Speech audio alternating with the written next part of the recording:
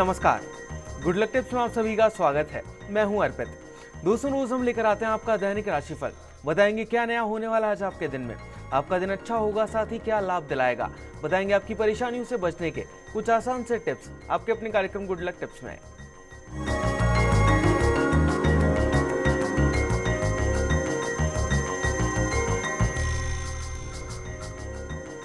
दोस्तों, क्या करना है आपको आज के दिन को सफल बनाने के लिए, साथ ही क्या कहता है आज का आपका राशिफल। बताने के लिए आज हमारे साथ हमारे स्टूडियो में मौजूद हैं जाने माने ज्योतिष आचार्य पंडित मुकेश शास्त्री जी। पंडित जी, आपका बहुत बहुत स्वागत है हमारे स्टूडियो में। जय श्री कृष्णा, जय माता की, जय Shri Hari. Very good morning. आप सभी पंडित जी से जान सकते हैं आपकी परेशानियों और मुश्किलों से निकलने का हल, बस कुछ आसान से उपायों के साथ। बस आपको हमें कॉल करना है। हमारा नंबर लगातार आपकी टीवी स्क्रीन पर फ्लैश हो रहा है। कॉल करने के साथ बस आपको हमें अपना नाम, जन्म की तारीख, जन्म का समय और जन्म का स्थान बताना है। तो देर किस बात की, उठाइए अपना फोन और कर दीजिए हमें कॉल। चलिए उससे पहले जान लेते हैं आपके सितारों के हाल और आपकी तारों की चाल। गुड लक टिप कार्यक्रम के सभी दर्शकों के ऊपर भगवान श्री हरि का, माँ लक्ष्मी का, माँ बगलामुखी का आशीर्वाद और कृपा दृष्टि हमेशा बनी रहे। आप सभी का कल्याण हो। आइए जानते हैं कि कैसी रहेगी आज के दिन आपके ग्रहों की चाल, आपके सितारों की चाल क्या कहती है। आज के दिन किस्मत आपकी, आज के दिन को अच्छा बनाने के लिए आपको क्या करना है, क्या नहीं करना है, इन सब पे चर्चा करेंगे। साथ ही साथ जानेंगे और सुनेंगे असली सुख प्राप्त करने की एक सूक्ष्म कहानी। तो शुरुआत करते हैं आज के दैनिक राशिफल के साथ में। प्रथम जो राशि वो है मेष राशि। मेष राशि वाले जो हमारे दर्शक हैं, आज आपको आने वाले दिनों में मिलने वाले किसी अच्छे मौके का आज से ही पूर्वाभास हो जाएगा। अगर आप किसी बात को नहीं समझ पा रहे हैं तो उस बारे में सोचने का प्रयास कीजिए और दूसरों की बताई हुई लकीर पर मत चलिए। आज के दिन की सफलता के लिए हनुमान जी महाराज को थोड़ा सिंदूर अर्पण करके दिन की शुरुआत कीजिएगा। अगली जो राशि वो है वृषभ राशि। वृषभ राशि वाले जो हमारे दर्शक हैं, आज एक बहुत ही अच्छे समय का आरंभ हो सकता है। फ्यूचर के लिए प्लानिंग बनाइए और उन्हें कारगर करने का प्रयास भी आज से ही आरंभ कर दीजिए। आज के दिन की सफलता के लिए हनुमान जी महाराज का ध्यान करके गुड़ चने का प्रसाद बच्चों में बांटिएगा, दिन अच्छा गुजरेगा। अगली जो राशि वो है मिथुन राशि। मिथुन राशि वाले जो हमारे दर्शक हैं, आज कई सिचुएशंस में बदलाव हो रहा है और उन सिचुएशंस में, बदलती हुई जो सिचुएशंस है, उसमें अपने आप को भी बदलने का आज आपको प्रयास करना है। कुछ जिम्मेदारियां और कुछ ज़रूरी काम आज आपको निपटाने पड़ सकते हैं। निवेश करने से पहले किसी की सलाह अवश्य ले लीजिएगा। आज के दिन की सफलता के लिए बंदरों को केले अवश्य खिलाइएगा। पंडित जी, आगे की राशियों की तरफ बढ़ने से पहले एक दर्शक हमारे साथ जुड़ी हैं, आरती जी हैं बीकानेर से, जो कि अपने भाई राजेश जी के लिए जानना चाहती हैं। राजेश जी की जन्म की तारीख है 26/10/1989। उनके जन्म का समय है सुबह का 4 बजे का। आरती जी, आपका बहुत बहुत स्वागत है हमारे शो में। अपना सवाल पूछिए पंडित जी से। जय श्री कृष्णा पंडित जी। जय श्री कृष्णा बेटा, शुभ आशीर्वाद। जी, मैं अपने भाई की शादी के बारे में जानना चाहती हूँ। बहुत उपाय कर लिए, प्लीज कुछ उपाय बताइए ना। और हाँ, एक बात और जानना चाहती हूँ कि हमने ना घर के मेन गेट पे ना सूरज भगवान है ना, वो लगाई है। तो बताइए किस दिशा में लगाई है, लगाना सही होगा या नहीं? नहीं तो आपका मेन गेट किस दिशा में देखता हुआ है? दक्षिण दिशा में खुलता है। तो दक्षिण में खुलता है तो वहाँ सूर्य भगवान क्यों लगाएंगे आप? मैं आपको बता देता हूँ। पहली चीज़ तो यह है कि साउथ फेसिंग दिशा कैसे देखोगे। जब आप अपने घर से बाहर निकल रहे हैं तो सामने अगर दक्षिण है तो वो साउथ फेसिंग है, दक्षिण देखती हुई है। दक्षिण दिशा रेजिडेंशियल पर्पस से शुभ नहीं मानी जाती। अगर दक्षिण देखता हुआ आपका मकान है तो वहाँ पे आपको सूर्य देवता नहीं लगाने हैं, उल्टा काम हो जाता है। आपको वहाँ लगाने हैं पंचमुखी हनुमान जी की तस्वीर लगानी है।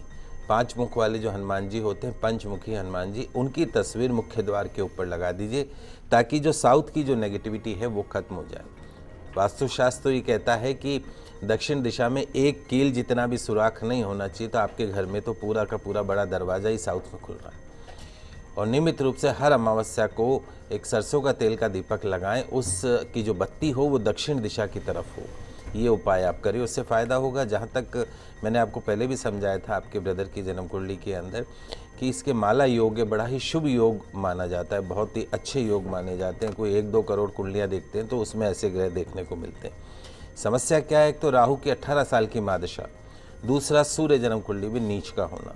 तो राहु जब 18 साल की मादशा में चल रहा है और उसमें भी राहु की मादशा गुरु का अंतर, इस वर्ष इसका विवाह होगा, इसमें कोई दो राय नहीं है। गोमेद रत्न पहनाना है, कालसर्प दोष की पूजा करवानी है और एक तांबे का कड़ा सीधे हाथ में डलवाना है।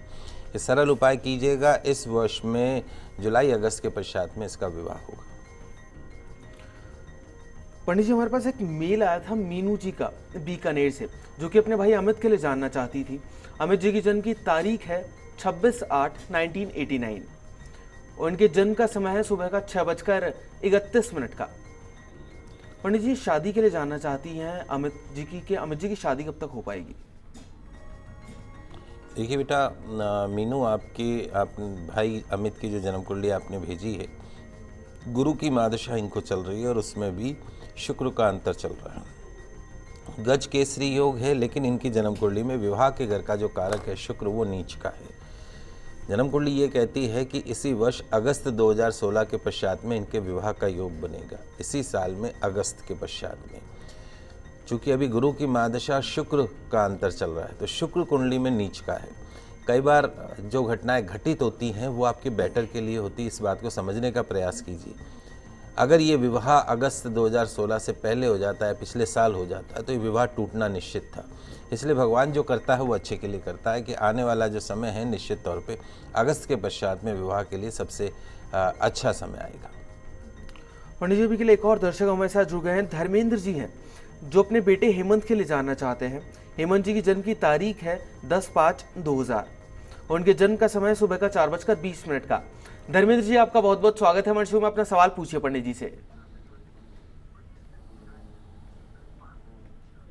धर्मेंद्र जी, अपना सवाल पूछिए। गुरु जी चरणेश्वर। शुभ आशीर्वाद। गुरु जी, मेरा पुत्र है हेमंत, मैं इसके बारे में जानना चाहता हूँ। गुरु जी, ऐसा क्या रहेगा इसका भविष्य? अभी क्या कर रहा है बेटा? ये 10वीं क्लास में पढ़ रहा है गुरु जी। 10th क्लास में? जी। ओके।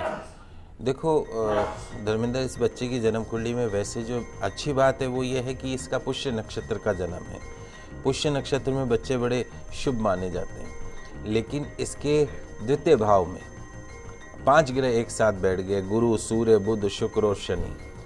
सूर्य तो उच्च का है और शनि नीच का होकर बैठ गया, तो ये थोड़ा सा एक तकलीफदायक चीज़ हो जाती है इसकी जन्म कुंडली में। कालसर्प दोष बना हुआ है, उसके साथ में शनि का नीच का होना।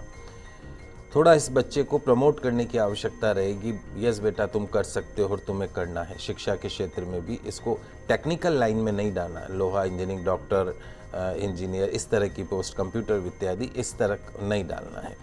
निश्चित तौर पे इसको लॉ सेक्टर में हम आगे ले जा सकते हैं, वकालत के सेक्टर में ले जा सकते हैं, मैनेजमेंट के सेक्टर में इस बच्चे को आगे ले जा सकते हैं। थोड़ी सी अड़चनों के बावजूद शिक्षा जो है वो अच्छी रहेगी। चूँकि शनि नीच का है, अभी से आदत डाल दीजिए कि इसको रोज़ हनुमान चालीसा का पाठ करना है। हो सके तो 6.25 रत्ती का तिकोने मूंगे का अंगूठी बनवा के मंगलवार के दिन इसके सीधे हाथ की जो अनामिका उंगली उसमें डाल दीजिए, और संभव नहीं हो तो गले में पेंडेंट बना के डाल दीजिए। हनुमान जी की आराधना इसको जीवन भर करनी है। और एक विशेष बात और समझा के रखिएगा, गलत संगत में नहीं पड़े, दोस्ती अच्छी रखे।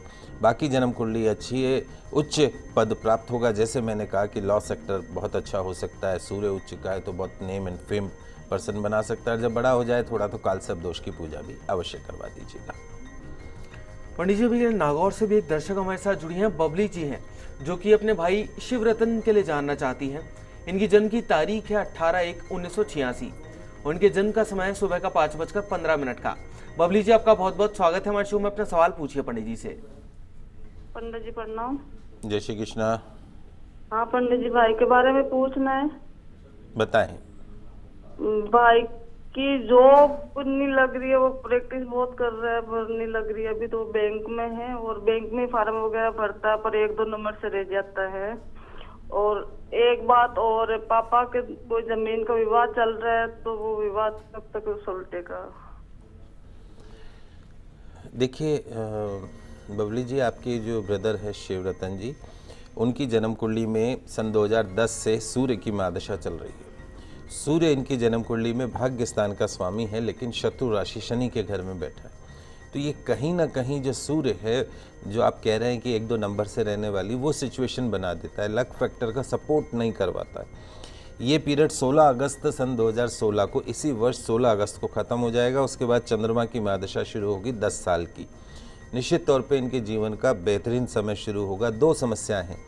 पहली समस्या तो ये है कि इनकी जन्म कुंडली में अश्वनी नक्षत्र का जन्म है, गणमूल नक्षत्र में आता है। पैदा होते ही 27 दिन में जब ये नक्षत्र आता है तो इसकी हवन शांति होती है, डाकोत यानी शनि का दान जाता है। वो आपके माता पिता ने करवाया या नहीं करवाया, नहीं करवाया तो करवा लीजिएगा। दूसरी जो समस्या है वो इस बच्चे की जन्म कुंडली में बना हुआ सर्प दोष।